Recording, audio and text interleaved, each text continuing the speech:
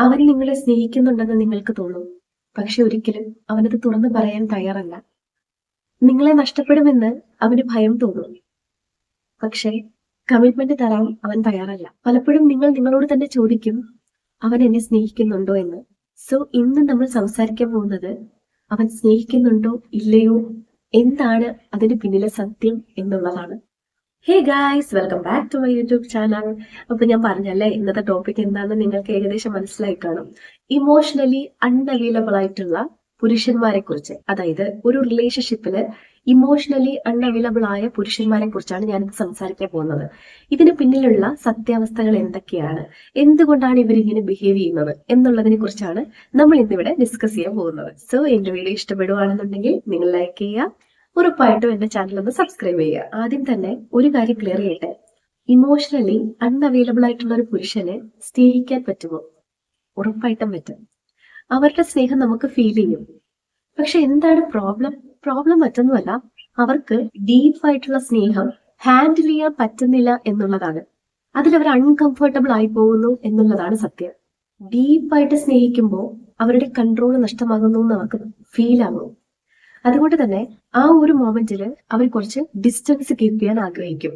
എന്തുകൊണ്ടാണ് ഇവരിങ്ങനെ കാണിക്കുന്നതെന്ന് ചോദിച്ചാൽ, നമ്മുടെ സൈക്കോളജിയിൽ ഒരു അറ്റാച്ച്മെന്റ് തിയറി ഉണ്ട്. ആ തിയറിയിൽ സൈക്കോളജിസ്റ്റ് ആയിട്ടുള്ള ജോൺ ബോൾബി പറയുന്നത്, ചില ആൾക്കാർക്ക് അറ്റാച്ച്മെന്റ് അവോയ്ഡ് ചെയ്യുന്ന ഒരു സ്വഭാവം വരുന്നുണ്ട്. കാരണം ഒരുപാട് ഡീപ്പ് ആവുമ്പോൾ അല്ലെങ്കിൽ ഒരുപാട് ക്ലോസ് ആവുമ്പോൾ അവർ അൺകംഫർട്ടബിൾ ആകുന്നു എന്നുള്ളതാണ്. ഫീലിങ്സ് തുറന്നു പറയാൻ പറ്റാത്തൊരവസ്ഥ.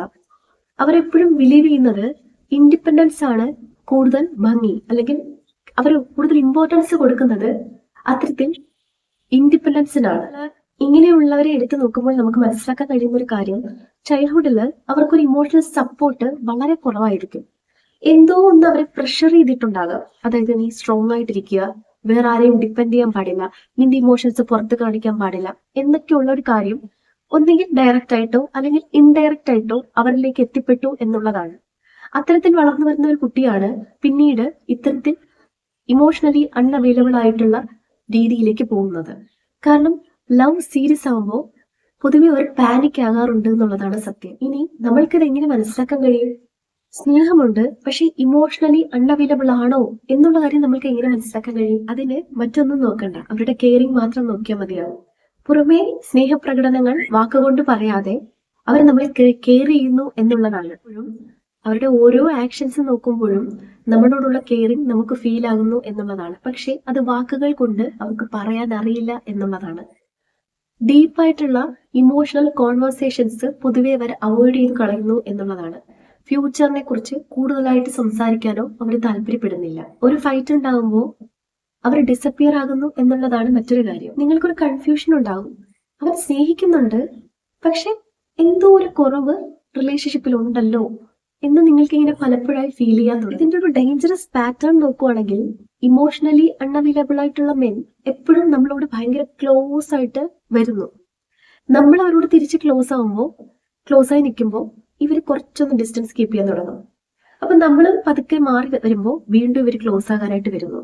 നിങ്ങൾ എപ്പോഴും ഒരു റീ അഷുറൻസ് തേടിക്കൊണ്ടിരിക്കുമ്പോൾ ആളുടെ സ്പേസ് തേടിക്കൊണ്ടേയിരിക്കും. ഇത് പിന്നെ പതുക്കെ ഒരു ട്രോമ ബോണ്ടിങ്ങിലേക്ക് മാറും. ഇങ്ങനെയുള്ള പുരുഷന്മാർ ചേഞ്ച് ആകുമോ? ഉറപ്പായിട്ടും ചേഞ്ച് ആകും. പക്ഷെ അവനത് സമ്മതിക്കണം. ഇങ്ങനൊരു പ്രശ്നം അവനിലുണ്ട് എന്ന് അവൻ സമ്മതിക്കണം. അവന് സെൽഫ് അവയർനെസ് ഉണ്ടാകണം. വൾണറബിൾ ആകാൻ അവൻ തയ്യാറാകണം എന്നുള്ളതാണ്. നിങ്ങളുടെ ലവ് കൊണ്ട് മാത്രം ഒരാളെ ഇമോഷണലി മെച്ചറാക്കാൻ പറ്റില്ല കേട്ടോ, അയാൾക്കും കൂടി തോന്നണം എന്നുള്ളതാണ് ഏറ്റവും പ്രധാനപ്പെട്ട കാര്യം. ഒരു ഹെൽത്തി ലവ് എന്ന് പറയുന്നത് എപ്പോഴും കംഫർട്ട് ഫീൽ ചെയ്യും, അല്ലാതെ ഒരിക്കലും കൺഫ്യൂഷൻ ഫീൽ ചെയ്യിക്കില്ല. അവൻ നിങ്ങളെ സ്നേഹിക്കുന്നുണ്ടെങ്കിലും ഇമോഷണലി അവന്റെ പ്രസൻസ് ഇല്ലെങ്കിൽ അതൊരിക്കലും നിങ്ങൾക്ക് സമാധാനം തരാൻ പോകുന്നില്ല.